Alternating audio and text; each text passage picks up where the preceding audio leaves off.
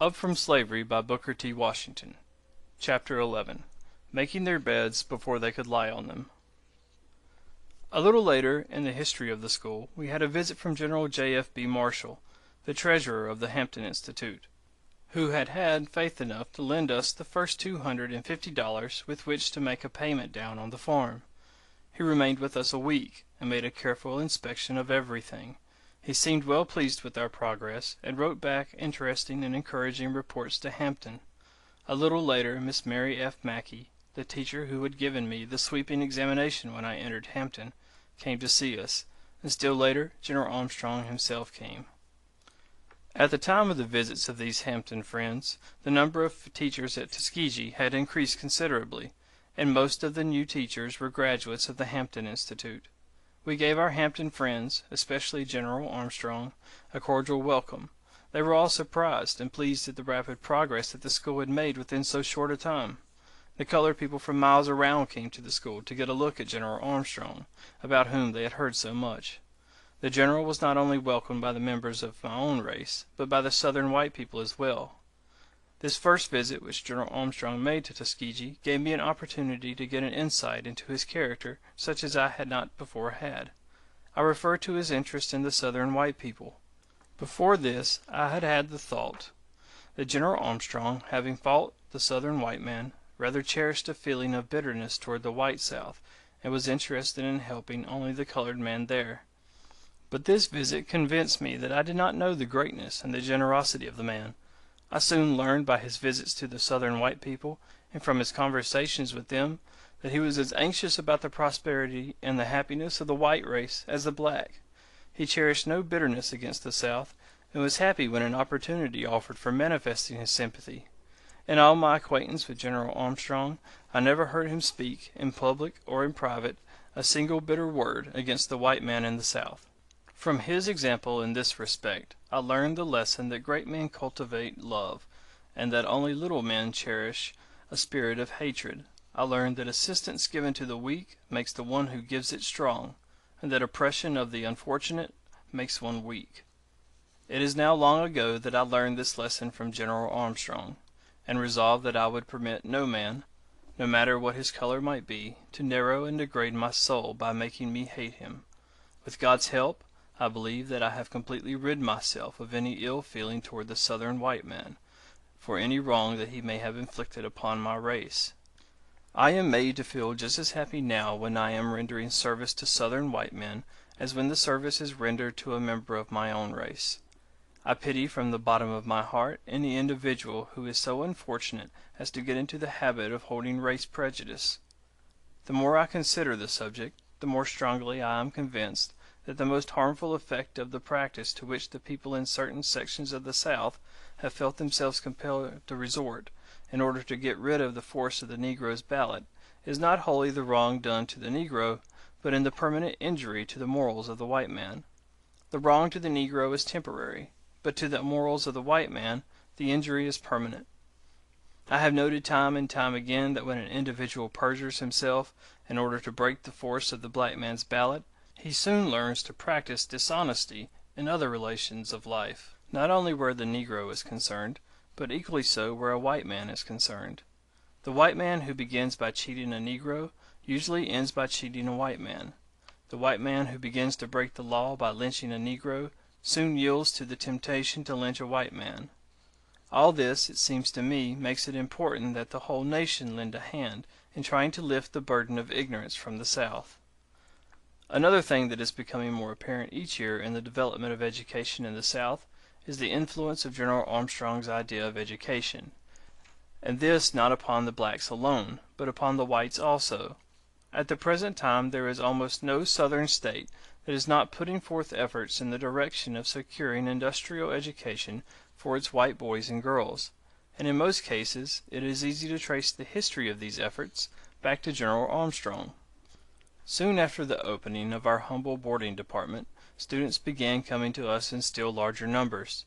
For weeks we not only had to contend with the difficulty of providing board, with no money, but also with that of providing sleeping accommodations. For this purpose we rented a number of cabins near the school. These cabins were in a dilapidated condition, and during the winter months the students who occupied them necessarily suffered from the cold. We charged the students $8 a month, all they were able to pay, for their board. This included, besides board, room, fuel, and washing. We also gave the students credit on their board bills for all the work which they did for the school, which was of any value to the institution. The cost of tuition, which was $50 a year for each student, we had to secure then, as now, wherever we could. This small charge in cash gave us no capital with which to start a boarding department. The weather during the second winter of our work was very cold. We were not able to provide enough bedclothes to keep the students warm. In fact, for some time we were not able to provide, except in a few cases, bedsteads and mattresses of any kind. During the coldest nights I was so troubled about the discomfort of the students that I could not sleep myself. I recall that on several occasions I went in the middle of the night to the shanties occupied by the young men for the purpose of confronting them. Often I found some of them sitting huddled around a fire, with the one blanket which we had been able to provide wrapped around them, trying in this way to keep warm. During the whole night some of them did not attempt to lie down. One morning, when the night previous had been unusually cold, I asked those of the students in the chapel who thought that they had been frostbitten during the night to raise their hands. 3 hands went up. Notwithstanding these experiences, there was almost no complaining on the part of the students. They knew that we were doing the best that we could for them. They were happy in the privilege of being permitted to enjoy any kind of opportunity that would enable them to improve their condition. They were constantly asking what they might do to lighten the burdens of the teachers. I have heard it stated more than once, both in the North and in the South, that colored people would not obey and respect each other when one member of the race is placed in a position of authority over others.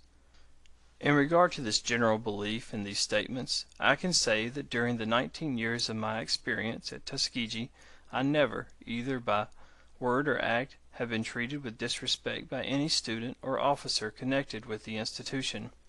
On the other hand, I am constantly embarrassed by the many acts of thoughtful kindness.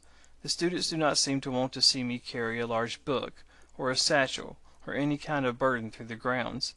In such cases more than one always offers to relieve me. I almost never go out of my office when the rain is falling that some student does not come to my side with an umbrella, and ask to be allowed to hold it over me.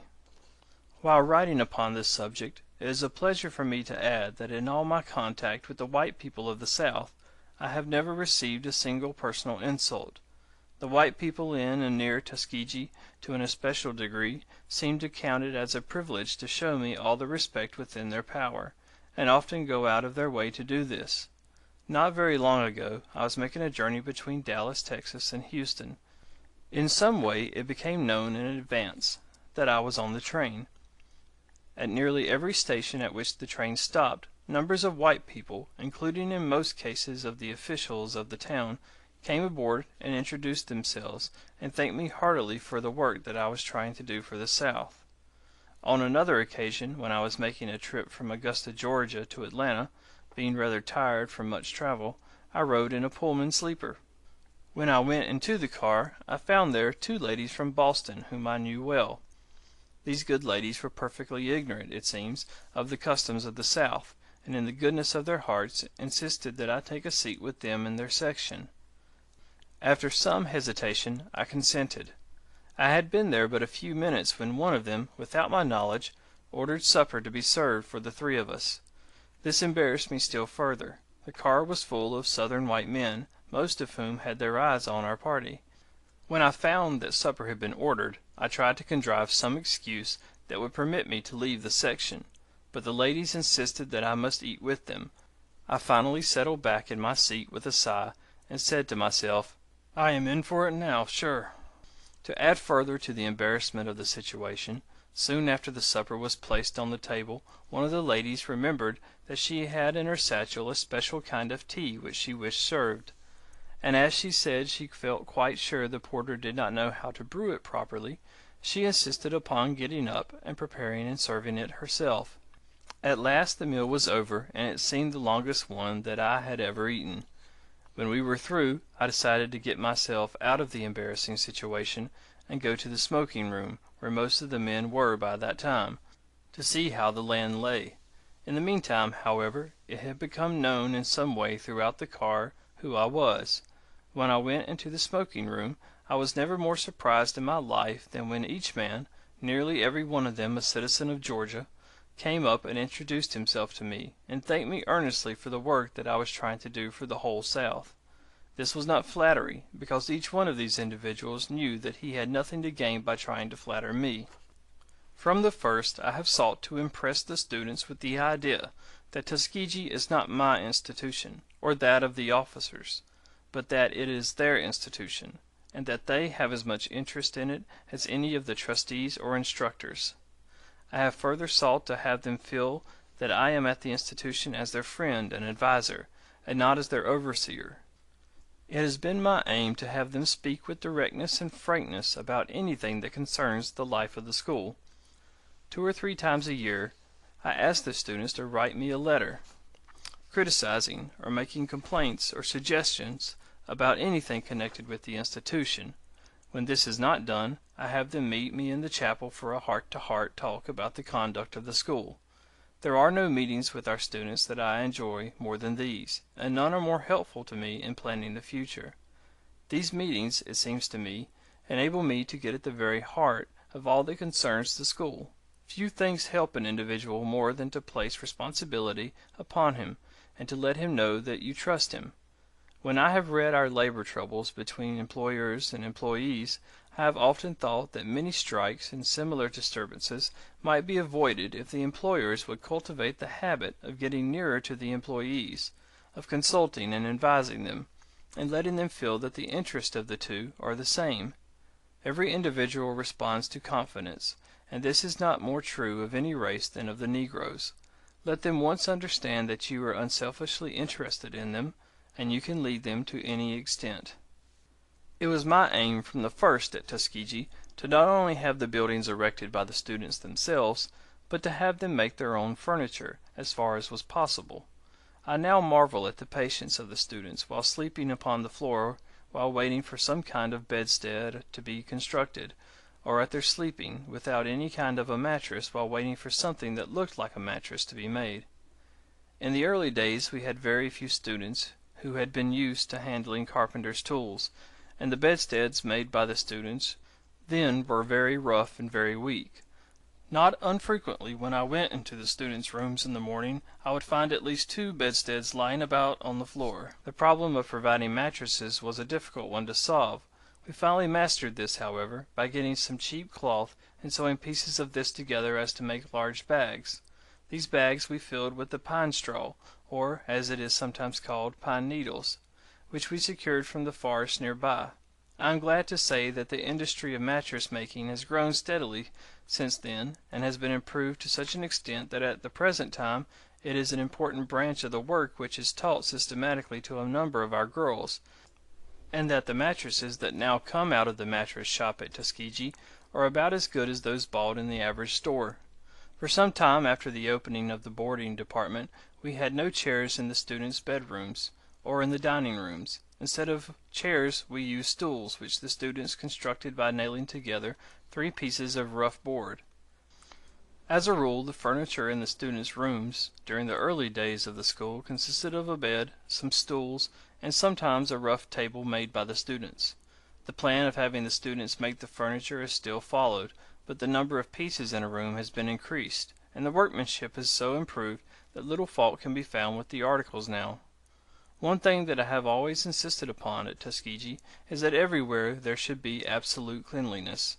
Over and over again the students were reminded in those first years, and are reminded now, that people would excuse us for our poverty, for our lack of comforts and conveniences, but that they would not excuse us for dirt. Another thing that has been insisted upon at the school is the use of the toothbrush. The gospel of the toothbrush, as General Armstrong used to call it, is part of our creed at Tuskegee. No student is permitted to retain who does not keep and use a toothbrush. Several times in recent years students have come to us who brought with them almost no other article except a toothbrush. They had heard from the lips of other students about our insisting upon the use of this, and so, to make a good impression, they brought at least a toothbrush with them. I remember that one morning not long ago I went with the lady principal on her usual morning tour of inspection of the girls' rooms. We found one room that contained 3 girls who had recently arrived at the school. When I asked them if they had toothbrushes, one of the girls replied, pointing to a brush, "Yes, sir, this is our brush. We bought it together yesterday." It did not take them long to learn a different lesson. It has been interesting to note the effect that the use of the toothbrush has had in bringing about a higher degree of civilization among the students. With few exceptions, I have noticed that if we can get a student to the point where, when the first or second toothbrush disappears, he of his own motion buys another, I have not been disappointed in the future of that individual.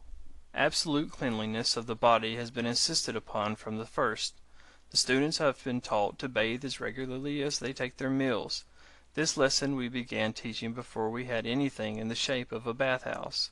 Most of the students came from plantation districts, and often we had to teach them how to sleep at night, that is, whether between the 2 sheets, after we got to the point where we could provide them 2 sheets, or under both of them. Naturally, I found it difficult to teach them to sleep between 2 sheets when we were able to supply but one. The importance of the use of the nightgown received the same attention. For a long time, one of the most difficult tasks was to teach the students that all the buttons were to be kept on their clothes, and that there must be no torn places or grease spots. This lesson, I am pleased to be able to say, has been so thoroughly learned and so faithfully handed down from year to year by one set of students to another, that often at the present time, when the students march out of the chapel in the evening and their dress is inspected, as it is every night, not one button is found to be missing. End of chapter 11. Making their beds before they could lie on them.